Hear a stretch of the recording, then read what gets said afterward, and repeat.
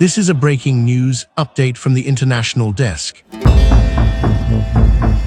In a dramatic escalation amid Iran's ongoing nationwide uprising, President Donald Trump is set to receive a high-level briefing on potential military options against the Islamic Republic.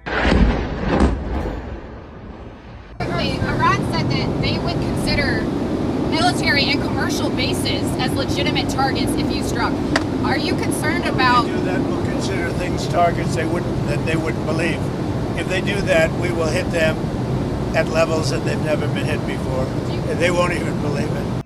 The session comes as reports indicate the regime has killed hundreds, possibly over 500 protesters, since demonstrations erupted in late December 2025. The Iranian nation are going to be one voice.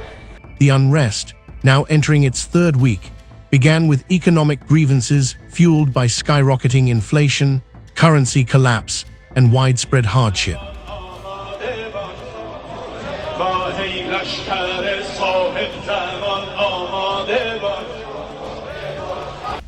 It has since transformed into calls for full regime change, with protesters in cities across all 31 provinces demanding an end to theocratic rule under Supreme Leader Ali Khamenei. Human rights groups and activists report a brutal crackdown, security forces deploying live ammunition, mass arrests, and internet blackouts to silence the movement.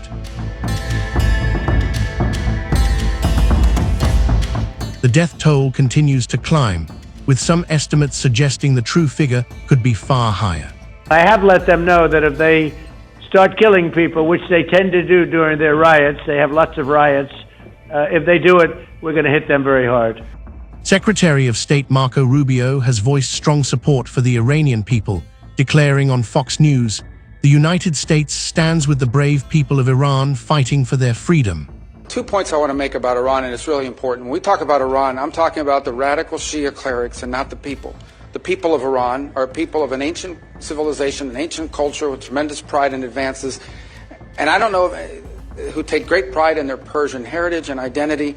And I don't know of any nation on earth in which there is a bigger difference between the people and those who govern them than what exists in Iran. Trump, who has repeatedly warned Tehran against further violence, posted on social media that the US is locked and loaded and ready to intervene if protesters are massacred.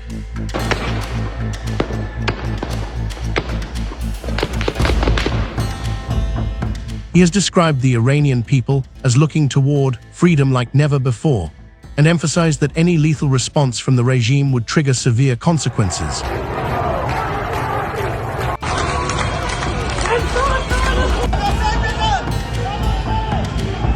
According to US officials, the upcoming briefing includes a range of possibilities: targeted military strikes on regime infrastructure, offensive cyber operations, intensified sanctions, and non-kinetic measures like providing satellite internet access to help demonstrators evade government censorship. Iranian leaders have responded defiantly. Parliament Speaker Mohammad Bagher Ghalibaf warned that any US or allied attack would make American bases and Israeli targets legitimate for retaliation. Foreign ministry officials insist Tehran remains open to dialogue, but only on terms of mutual respect, while rejecting what they call American interference. Iran called to negotiate. Yesterday, the leaders of Iran called they want to negotiate. I think they're tired of being beat up by the United States. Solidarity protests have erupted in cities worldwide, from Toronto and London to Paris and Berlin, with many waving pre-revolutionary lion and sun flags and calling for the return of a constitutional monarchy under Reza Pahlavi.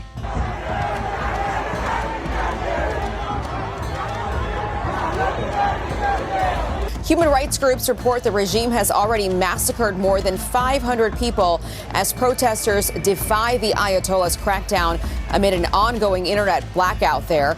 As the White House weighs its next move, the world watches closely. A direct U.S. intervention could reshape the Middle East or ignite a wider regional conflict. We're looking at it very seriously. The military is looking at it, and we're looking at some very strong options. Israel supports their struggle for freedom and strongly condemns the mass slaughter of innocent civilians. We all hope that the Persian nation will soon be freed from the yoke of tyranny.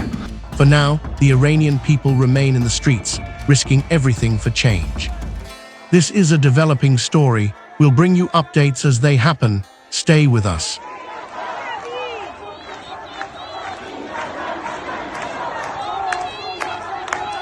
Thank you so much for joining us on today's show. See you in the next one. Bye-bye.